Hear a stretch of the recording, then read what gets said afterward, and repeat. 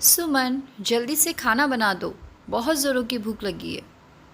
अभी अभी दफ्तर से घर लौटी सुमन को देखते ही हॉल में लगे सोफे पर लेटे उसके पति रंजीत ने लगभग 2 वर्ष की बिटिया के साथ कार्टून चैनल देखते हुए मनोहार किया। दफ्तर का बैग वहीं टेबल पर रख अपने कमरे में जाकर झटपट कपड़े बदल वॉशरूम की ओर जाते हुए सुमन को अपने कमरे के बिस्तर पर बैठी उसकी सासू माँ ने वहीं से टोका। वॉशरूम में 2-4 कपड़े पड़े होंगे, उन्हें धो लेना। जी माँ जी। सुमन वॉशरूम में पहुंच फ्रेश होने से पहले बाल्टी भर भिगो कर रखे कपड़े धो हाथ पोंछ वॉशरूम से बाहर आ सीधा रसोई में पहुंची। रसोई के सिंक जूठे बर्तनों से भरा पड़ा था। असल में लाख मिन्नतों के बावजूद सासू माँ ने अपने बेटे के बेरोजगारी का हवाला दे कोई घरेलू सहायिका रखने को तैयार नहीं थी। खैर, सारे जूठे बर्तन धोने के बाद सुमन ने चूल्हे पर चाय के लिए पानी रखा ही था कि सासू माँ रसोई में आ पहुँचे। बहू, महंगाई में आटा क्यों गीला करती हो? चाय रहने दो। सुमन ने चूल्हे की आंच बुझा दी, लेकिन रसोई में कुछ मदद करने की जगह सासू माँ यह कहते हुए रसोई से वापस जाने को मुड़ गई कि तरी वाली सब्जी बना लो और फुलके बनाकर जल्दी से खाना परोस दो। अपनी बच्ची की अच्छी परवरिश के मुंह में मौन रहकर घर बाहर दोनों संभालती सुमन खुद को पल पल कटते उस पेड़ की तरह महसूस करने लगी जिसकी लकड़ी की कीमत लोग उसकी छांव से कहीं ज़्यादा लगाते हैं। रसोई में रोटियां बेलती सुमन ने आज अपने घर वालों से इस विषय में बात करने की ठान ली, लेकिन बात शुरू करे तो कैसे? यह सोचते ही सुमन को एक तरकीब सूझी।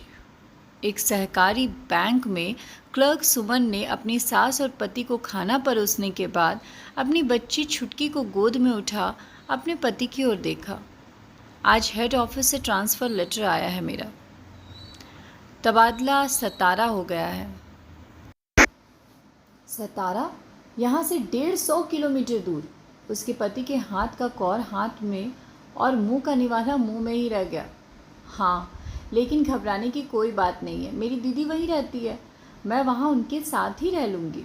सुमन ने अपने पति को निश्चित करना चाहा। लेकिन छुटकी तुम्हारे बिना कैसे रहेगी? उसके पति ने चिंता जताई। मैं छुटकी को अपने साथ लेती जाऊँगी, वहाँ मेरी दीदी इसका पूरा ख्याल रखेगी। लेकिन बहू, तुम्हारे बिना इस घर को कौन संभालेगा? सुमन की सास भोजन की थाली एक ओर रखकर चिंतित हो उठी। माँ जी, मुझे प्रमोशन भी तो मिल रहा है, यहाँ घर के काम के लिए एक सहायक रख लीजिएगा। लेकिन कब तक बहू? यही कोई 2-3 साल तक, फिर मेरा वहाँ से ट्रांसफ़र हो जाएगा। लेकिन 3 साल के बाद ट्रांसफ़र यही होगा, यह ज़रूरी तो नहीं? सुमन की सास की चिंता जस की तस बनी रही। हाँ, ये बात तो है माँ जी, लेकिन हमारे पास से पैसों की ज़रूरत है। एक ग्लास पानी भी खुद को उठाकर ना पीने वाले सुमन के पति को तो सुमन की बात सुनकर मानो जैसे काट मार गया था। लेकिन सुमन की सास ने बहू से मनोहार किया।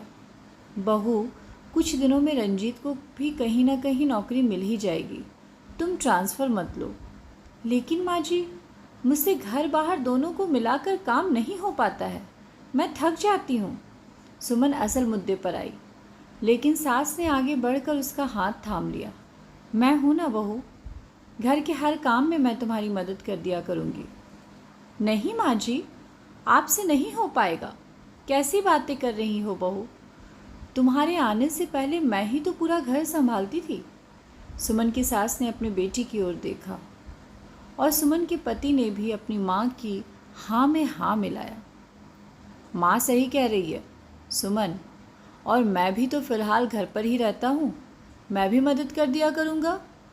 सास और पति की बातें सुन और उनकी ज़िद देखकर सुमन ने राहत की सांस ली। फिर तो ठीक है, मैं अपना ट्रांसफ़र रुकवाने के लिए कल ही आवेदन दे दूँगी।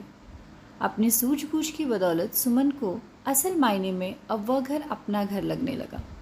तो दोस्तों, अगर ये कहानी आपको पसंद आई हो तो इस कहानी को लाइक करें, ज़्यादा से ज़्यादा शेयर करें और हाँ, मेरे चैनल को सब्सक्राइब करना बिल्कुल ना भूलें। धन्यवाद।